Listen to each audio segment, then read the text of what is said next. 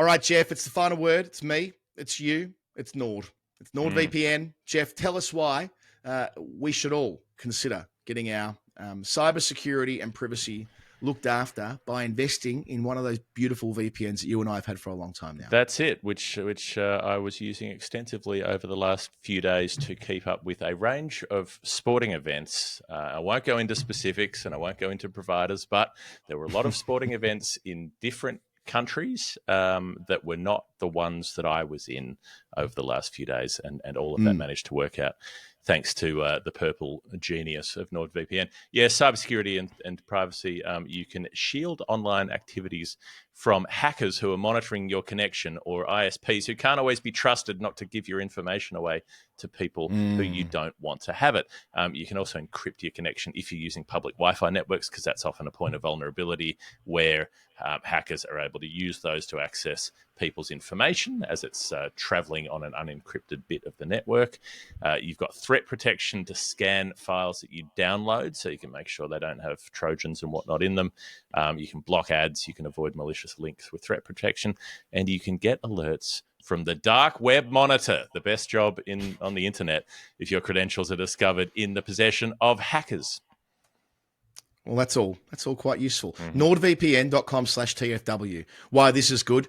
Get your best deal there. In other words, pretty hefty discount. NordVPN.com/TFW, and also 30-day money-back guarantee. So I know for me and my family, for instance, we're going on holiday in August, and you might be doing something similar, getting away and wanting to make sure that you can keep tabs on the sporting event of your choice. Maybe it's the cricket, maybe it's something else. And you'll be able to do so with NordVPN.com/TFW. Jump on there today.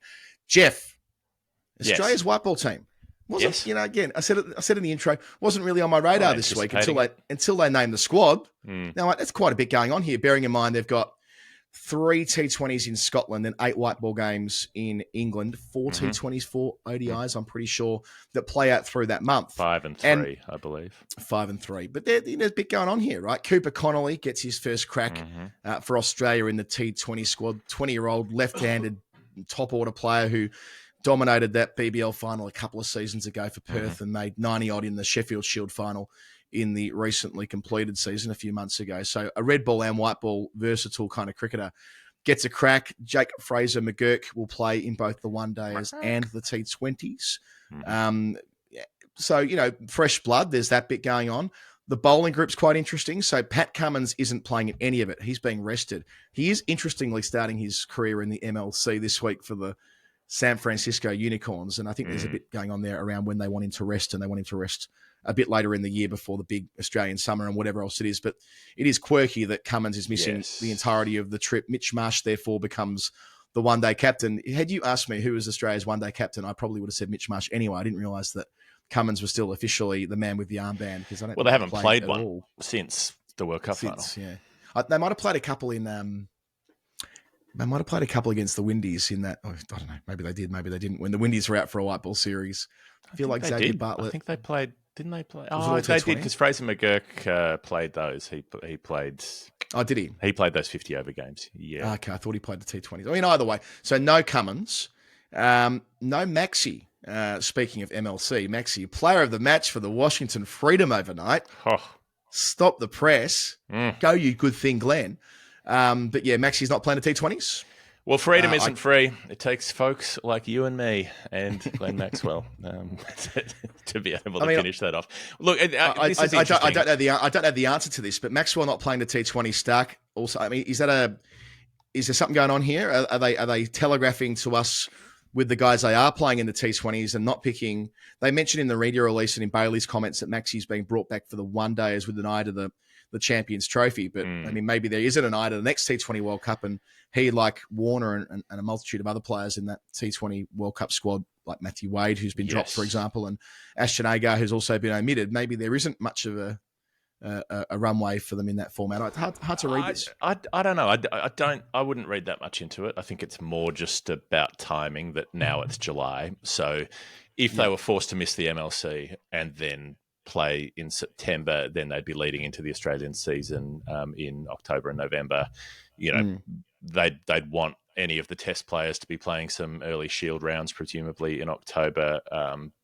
whether there's other, is there early season white ball stuff? I can't even remember. There might be a bit of that floating around. So having a break now isn't going to help a player who starts playing on September the 10th or whatever it is in England, and then basically goes straight through all the way through the Australian summer, through a test tour of Sri Lanka, into the Champions Trophy, into the IPL. Giving them a break now isn't going to help that. So I suppose it's just being rational and saying, well, they might as well play now, have the rest in sort of August, September, and bring the end of that rest period forward a bit. So I don't read any indication into that Maxwell, Stark, etc., who are missing these T20s aren't going to be in consideration for the next T20 World Cup in 2026. I'm sure they will be. It's just a matter of management. So, Hazelwood will play those T20s. There's a little bit of chopping around in terms of who's doing what. The bit that's interesting to me, actually, is that Marcus Stoinis is not in the 50-over team. So they're not keeping him around they don't have an eye to the Champions Trophy with him, but they're keeping him in that T20 side, which, I half expected he would be part of the clear out with Wade and Warner and so on, that they'd go, okay, he turns 35 in a month. He's probably not going to be dominating the next T20 World Cup at 37. He might. He did seem to be finding a way through that most recent tournament and started to look more convincing in that middle order role than he has at other times. But I was somewhat surprised, not unhappy, but a bit surprised to see him still there in that side, but not in 50-over calculations. Maybe in the 50-over team, that's where they're focusing their energy with Green and Hardy, who are both in the 50-over squad and the 20-over squad with an eye to the Champions Trophy again. And you mentioned Hazelwood being in the T20 team when Stark isn't, and they're obviously managing it a little bit differently for Hazelwood, and he bowled so well in that World Cup.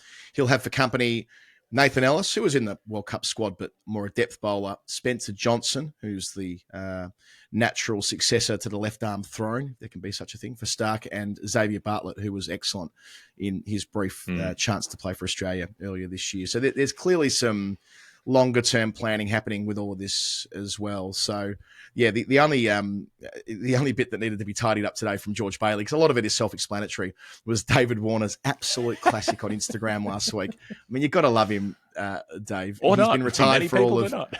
Many people disagree. You do not, in fact, have to love David Warner, is the opinion of various correspondents. Well, I think from my chair, a member of the media, I do love stuff like this, where he came out and said in an Instagram post, that he's retired and so on. Then if selected, he could play in the Champions Trophy next year. And basically George Bailey shut that down today and said, no, David Warner will not be considered for selection for the Champions Trophy. That officially ends his international career. But you wouldn't doubt that Warner will, come out of retirement or something in a year, because he just needs the dopamine hit or something like that. It would be very on brand for Warner if he did do something along those lines. Yeah, very very early Twitter areas for you. Read my comments about David Warner. You do not, in fact, have to hand it to him. I think he was just enjoying being a shit stirrer, because that's what he enjoys doing, and why not? But why the Champions Trophy of all the things to? Okay, you get Ben Stokes coming out of retirement for a World Cup. That's one thing. But the Champions Trophy. It's always been beating in my heart that I've never won the Champions Trophy, and I just want to add that one to my list. I think it's the first bit, shit stirring. Almost certainly that's what he was doing, just having a bit of fun there on the way through. I think that's all bases covered in terms of the Alex Carey's back in the one-day team. So it feels like Inglis gets the gloves anyway. As backup. Carey, he's there. I'm pleased that Alex gets another chance, having been dumped in the early stages of the World Cup last year. He's still young enough to have a limited overs career. He just needs to find a way to get himself up the pecking order. And to do so, he needs to at least be in the squad. So that's not for nothing. And I think he proved something with that innings in New Zealand about the cool head thing that has always been associated with him coming back. I mean, he's captained the one-day side. He's a former Australian captain in that format and did it successfully. So I think there is room for someone with his temperament and range of skills to come back. Just one other thing with this series, if you zoom out from the teams that we're looking at here, there was a really strong piece from Dan Brettig in the paper over the weekend in The Age and the Sydney Morning Herald. He referred to what Mike Baird said to him at the back of the MCC conference last week that Dan and I talked about on the show.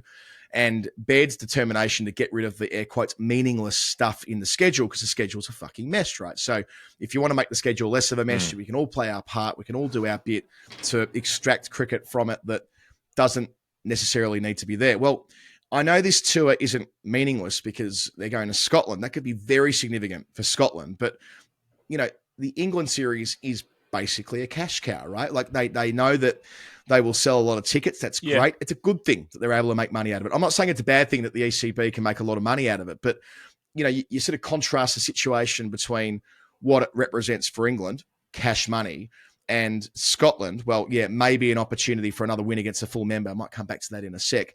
And Ireland, who can't even afford to host Australia, it just reinforces who's got the ability to pull a lever in their favour, the kind of stuff we were talking about in segment 1. And Dan's piece isn't wrong to say that there's a lot of enthusiasm in the Aussie squad about this trip because they get to play on some of the best courses in the world in Scotland. I mean, they'll if they're playing at Muirfield, golf. Yeah. So you can I'll be careful how I say this. Golf. If they have you can easily see a world where they have very carefully planned out their golf for the week because they love it and they're entitled to do what they want to do in their downtime. But if that's I reckon Scotland will win one of those 3. Just got a feeling. Because remember, they need to win against 2 more full member nations to be eligible to become a full member nation themselves. A conversation that you and I had during the T20 World Cup. Yep. I think they host Zimbabwe first. So you'd think they'd win at least one game against Zim. They'll never have a better chance to beat Australia with resting players and having them at home ground advantage, and Australia being kind of sort of out of season, although most of the T20 guys would have been playing some cricket, and having them in the middle of a golf trip. It could happen. I'm just, just laying them. If it does, we'll come back and we'll pull this clip out. Okay. I can see it. I mean, I could see the possibility. There is that feeling, and it'll be sort of seen as a warm up for the England series, and just working out the kinks and all the rest of it. It does make me wonder whether the ECB couldn't collab in some way with Ireland to try to include a couple of, I mean, not for right now, but include a couple of Ireland Australia games in their package, in what they're selling to television, and in what they're marketing to supporters, to come out and watch. Like, I think you could get decent turnout for we saw the turnout that Ireland got for their test match at Lords, for instance. If you played an ODI between Ireland and Australia at Lords, where you've got a lot of Irish people in London, a lot of Australians in London, and a reasonable number of neutrals who might be interested to see that take place. You probably wouldn't sell it out, but you could get a reasonable crowd down, make some money off it, and include it in a TV rights package. I wonder whether there's room for some sort of collaborative thinking like that. And it wouldn't be the first time. Ireland hosted South Africa at Bristol a couple of years ago. They hosted Bangladesh at Chelmsford last year. I wonder whether that was a conversation that was had. And look, we know from reports in Ireland that a big part of the reason why they couldn't host Australia was there was no suitor for television in Australia. There was no one buying it. So anyway, more to come on that, I'm sure. Just on scheduling, we now know about the BBL for this year. Again, normally not something I care an awful lot about. The 15th of December to the 27th of January for what it's worth. But I think what we're learning from administrators is they really want to get the test guys back for as much of the tournament as they can. And there's a 20-day window between the 7th of Jan and the 27th of Jan, and that's a big part of the narrative around this year's BBL, that the high-profile guys will be on TV and so on. But am I not missing? Aren't they starting a test series potentially on the 1st of February in Sri Lanka? That's a date that's been said to me. So how much can they really play? Are they considering, how we said earlier, the Windies were on hiding to nothing, rocking up and playing and not having the cricket in them and so on. Are you not also doing the same thing? A World Test Championship series, no less.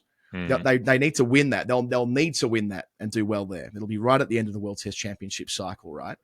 Are they going to leave it to chance by rocking up to Sri Lanka like 2 days before the tournament? Or are they going to give themselves a proper run in? I know they played one-day cricket in Sri Lanka ahead of the Test series last time, which isn't ideal, but at least they played some cricket in those conditions. Yeah, at least it gets you on the ground. Is the proposition here that they might rock up, 3 or 4 days before the first Test match? Surely not. In other words, how long will the Test players really have playing BBL? Will they be playing between like 8 January and like 14 January before jumping on a plane. Would that be a good idea anyway, to have your test stars come back and change formats for a few days before going back into camp in test cricket? They'll be knackered having played 5 test matches in 6.5 weeks against India. There'll be some fatigue to consider in this too. So yeah, I'm not quite sure whether, the message, i.e. test players available, will actually be the reality of the situation. Test players available for 20 days after they get a week's break after the 5th test match, and then they leave a week early to go to Sri Lanka, so they'll actually be there for 6 days in the middle and might play 3 games. Seems to be more like it. Unless you're divvying it up on a skills base, like with Warner in 2018 captaining in New Zealand in T20s and then flying to South Africa. So you could look at players who you are confident have got the skills base to be able to switch without needing much lead up, and that is increasingly a requirement, really, of being a modern multi-format player, is you have to be able to switch modes without having a 2-week training camp to get ready for it. So maybe they take some of the squad across early and have them do some preparation there for some days leading up, and they leave a few of the bigger names. Maybe it's Cummins and Stark and whatnot playing in the Big Bash until a few days beforehand and then heading over. But this is a Sri Lankan team that absolutely mauled Australia last time they played a test match in Sri Lanka, that second test in Gaul, which ended up being a thumping. So, it's not a place where Australia have enjoyed a lot of recent success, put it that way. The tour before that, they got whitewashed 3-0. And it's always been a hard place to adjust to. The really, really good Australian sides had to work really hard to win in Sri Lanka. And Jeff, another little quirky one before we move off the Australian piece of the week's conversation. The Hobart Indoor Cricket Stadium. Yes. Now, that sounds a bit odd, but let me explain. So there were reports this week from the Point Macquarie Stadium, which is down there near Salamanca, where the Tassie Devils will be playing. I think they're entering the comp in 2028, but the stadium might be a year or two after that. Devils. But David Boone, who's the chair of Cricket Tasmania, and some comments from people working on the projects, it's now all about whether they're going to play Test cricket there at the 23,000-seater under the roof. And why is that interesting? Well, there's never been a Test match played under a roof before. Lots of one-dayers at the Docklands, and there'll be other grounds, I'm sure, around the world.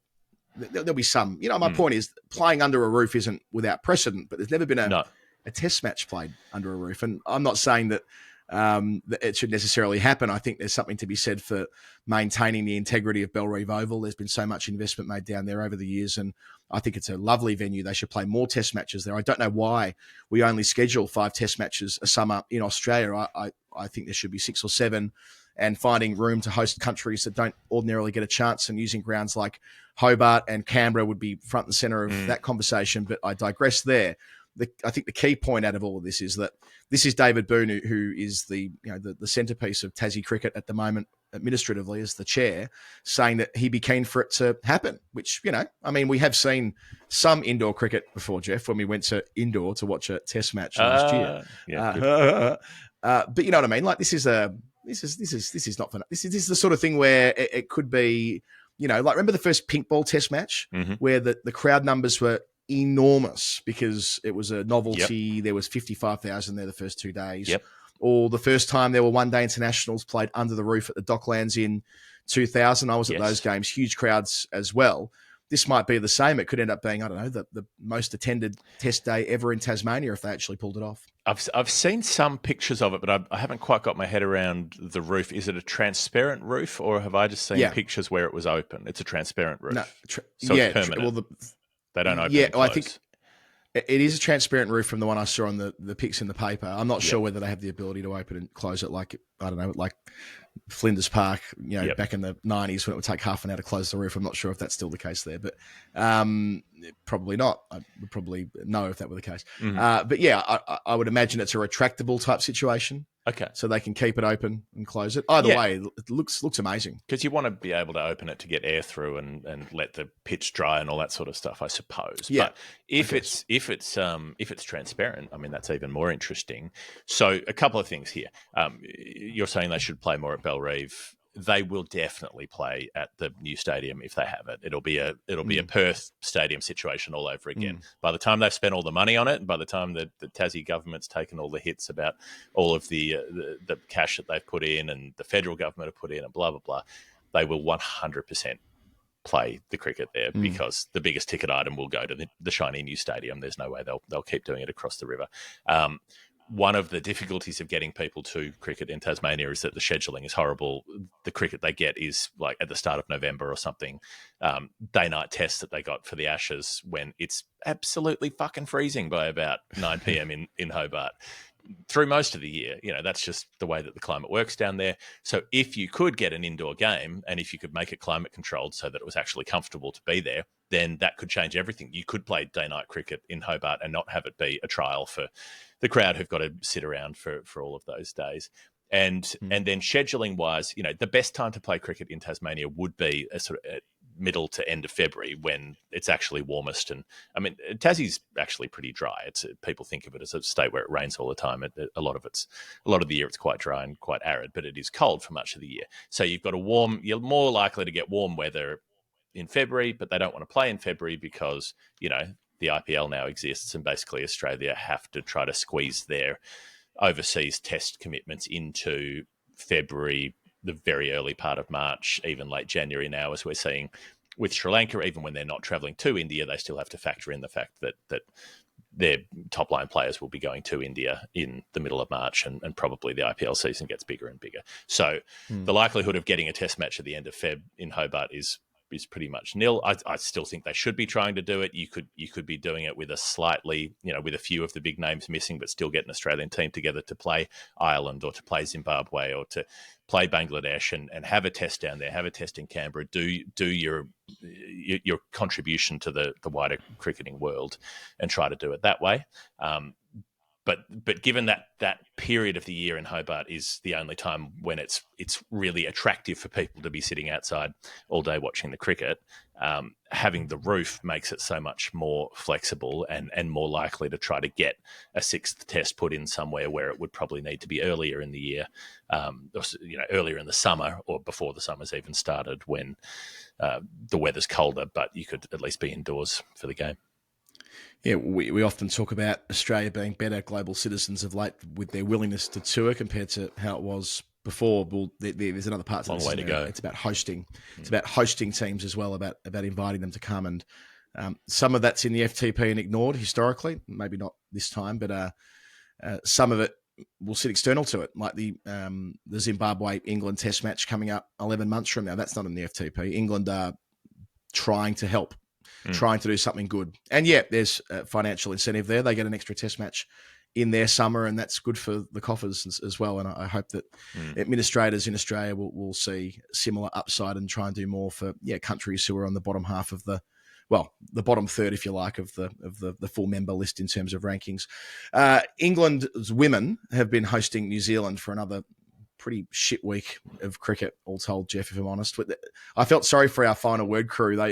Michael Elstein took a crew of about 30-odd final word listeners to the Oval on Saturday night for what would have been the fourth T20I, I'm pretty sure, between England and New Zealand, and it was a shocker. It was all over in like 31 overs, with England chasing 103 in 11.3 overs. Sophia Dunkley getting those runs in a hurry, and Sarah Glenn picked up 4 for. But that's been the whole story of the trip, Jeff. New Zealand have got one more game left to avoid an 8-0 thumping. One they deserve, because England are by a mile a better side. There was always a risk of this being a bad series, but it's even by the standards that we've been talking about with the New Zealand team for the last few years, this has been pretty poor. Their last games at Lords, the whole idea was they'd sell out the Oval and sell out Lords. My understanding is they're not going to sell out Lords, which is a shame. But why would you go and watch this New Zealand side as they are at the moment get pumped? That's right. I don't blame fans for making decisions that are partly informed by the relative strength of the team. So the second T20I, England won a scrappy DLS-affected game by 23 runs, where there weren't a lot of runs scored. There was heaps and heaps of rain. That was in Hove, and then they went to Canterbury, where they won by 6 wickets, chasing 142 in the final over. Alice Capsey, an unbeaten 67, our highest score for England so far, and that came after yet another Eccleston forfer, and I've already touched on the third game there, where England won by 7 wickets. So that's, again, we could have almost foretold this, unfortunately, and that's a conversation I don't want to have every single week, but one we'll keep an eye on through the rest of the year and beyond. on the men's side, Jeff, with New Zealand, again, not something I thought we would agenderize, so to speak, this week, but they've released their contracts. Adam Milne joins Lockie Ferguson and Kane Williamson in knocking one back because he wants to be a free and easy T20 specialist. It makes the fact that Rachin Ravindra taking a contract to be almost the outlier. You know, I feel like Ravindra and Glenn Phillips, who's on the list as well, I'm like, oh, that's kind of quirky. They're going to take a national contract. They're not going to be, in Ravindra's case, he's an IPL star. And of course, we know what he did in the World Cup last year, but they're both there. So is Will O'Rourke and Ben Sears, the two fast bowlers we saw firsthand, Jeff, back in February when we were in New Zealand for the Test series. So hopefully they can make a good go of that. And Tim Southey's there as well for his 47th national contract. Now, harder to turn it down if you're Southey, if you're captaining those sides, I guess. And the others, it's probably about relative lack of seniority. If you're Ravindra, you're still the new kid on the block. Yes, you're very talented and everyone likes you, but you've only been around for, it's been less than a year really that he's been in any sort of spotlight. And so you've got to pay your dues. You've got to at least do a couple of seasons on the national contract list, surely, before you can start picking and choosing and having people think that you're ahead of your station. Bit more going on around the world. So Gautam Gambhir has been announced as the new Indian head coach, Jeff, the men's side, taking over from Rahul Dravid. So it's a 3.5-year contract. I thought, isn't he still in the parliament? He was until the June election. So he went into the parliament in 2019 and served 5 years as a BJP MP. Unsurprisingly there, it's all been teed up very nicely. So Gambhir stood down in March saying he wanted to devote more time to cricket. And in turn, he's been given this sweet gig. And so it goes. This was well trailed in the media that he was the favourite to get the gig, and he will be there for the next 3.5 years. A very effective batter for India, top scored in their T20 World Cup triumph in 2007 and their 2011 World Cup win at Mumbai, and a guy who's revered for his batting, been in public administration, and now about to take on a gig where there's more scrutiny yet further, I suppose, in the Indian men's job, where you are, if you don't win all the time, you're under the pump. You definitely stand out more in that job than you would as a relatively junior MP among ranks of hundreds of MPs, I suppose. He's already got a massive grandstand named after him at the Feroz Shah Kodla in the stadium in Delhi. So, why not? If you've got a stand named after you, you can coach the national team as well. It'll be interesting sort of personality-wise, some of the reporting and reflection I've been reading out of India about it, where Rahul Dravid is renowned for keeping his cool in most situations and trying to keep things as level as possible. Gambhir is a much more temperamental sort of personality, apparently, and more inclined to, perceive, not to take criticism well, things like that. So that's going to be an interesting personality aspect to see how that plays out, or whether he's able to keep things calm or not. And interesting. So the Sourav Ganguly stuff as well. So the Delhi Capitals have sacked Ricky Ponting. They put out an absolutely fawning social media post about how wonderful their coach of the last 7 years was. So wonderful that they had to sack him because he couldn't win them an IPL.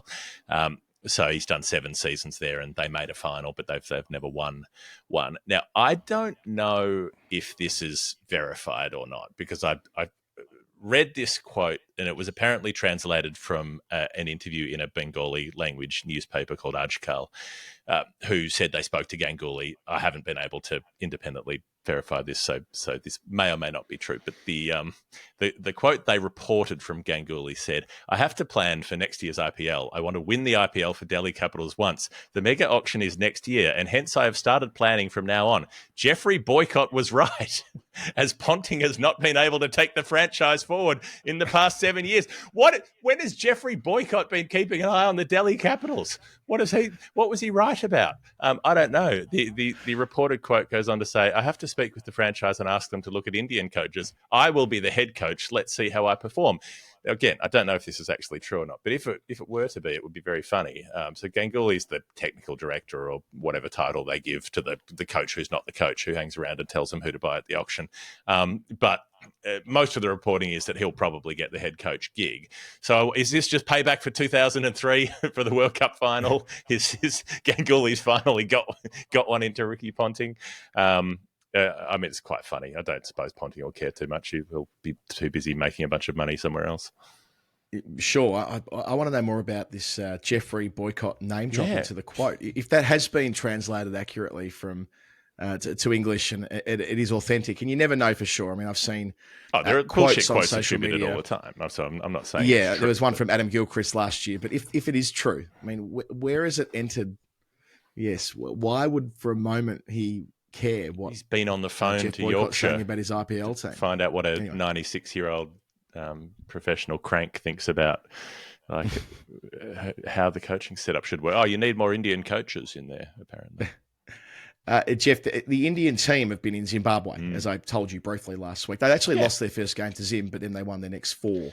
So there were 5 very, very quick games, all over in a week, which is how it should be, in my opinion, when you play a T20 series. You should play every other day or every day if you can. So some big wins in there as well. They won by 100 runs, by 10 wickets, and the others by 24 and 42 runs, respectively. Abhishek Sharma made a century off just 47 balls in his second game for India. A pocket rocket, 23-year-old left-hander. That was his first chance and made the most of it. Jaiswal, we all know about Jaiswal's story, 93 not out from 53. Just to remind everyone where he sits in the pecking order, not just in red ball cricket, but where he should be now in the white ball team. There have been a couple of retirements, notably in Kohli and Rohit Sharma from that T20 side. Poor old Sikandar Raza, friend of the show, he did a lot right. You know, every scorecard's got Sikandar like with 2 for 23 or with, 47 from 29, but there's only so much one man can do. So they were beaten comfortably by Shubman Gill's scratch side. I say that because it wasn't the first team. No one from the World Cup was there, and Shubman Gill got the chance to lead it, said he loved captaining and wants to do it more, and I suppose he probably will. He's one of these leaders of Generation Next. And I know that he's struggled to hold down and lock down a spot in India's best 11, but at his best, he's clearly in it. So, yeah, this is a step in the right direction for him. But that was great that India played that series. In a way, it seemed bonkers. You win a T20 World Cup final, and then, 6 days later, you're starting a T20 series against Zimbabwe. But it's good for Zimbabwe. It's, it is something we've mentioned before that India are better tourists than Australia, and England do more than Australia. Australia are by far the worst out of the big 3. England second, and India do the most touring. I liked seeing that next generation get a chance to do something. Rohit's gone, Kohli's gone, Jadeja's gone. There'll be a lot of shake up in that T20 side. Maybe it will be Shubman Gill leading it from now on. They've got 2 spots for openers, so Jaiswal's the logical one to slot in, and then you've got that sort of next rank of players like Rinku Singh and Sanju Samson, all these kind of guys who are showing what they can do in the IPL and who should be given a free run at that team over the next couple of years rather than looking too much to the past. And it doesn't hurt that this will, as Daniel and I spoke about last week, this will almost certainly sew up India's support from Zimbabwe and anything they wish to do next when it comes to the top of the ICC tree. Jeff, let's take one more break on this week's show. When we return, we've got a bit more to come. So a bit going on in Pakistan and all the domestic cricket. Bit of nerd pledge as well. Yeah.